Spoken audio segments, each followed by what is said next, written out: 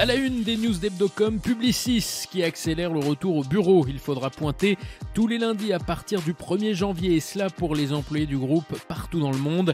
Les nouvelles règles ont été annoncées dans une vidéo par le patron Arthur Sadoun.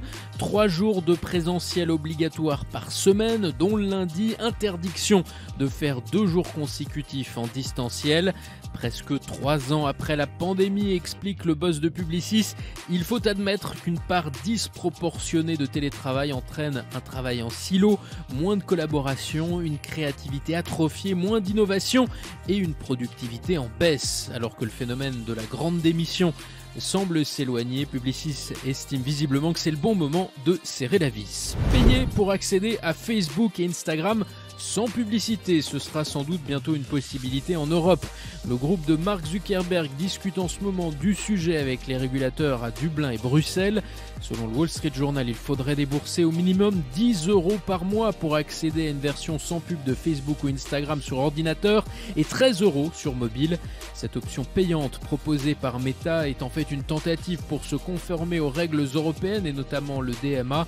L'Europe insiste pour que les utilisateurs aient la possibilité d'accéder aux réseaux sociaux tout en refusant la publicité ciblée, d'où l'idée de cette option payante.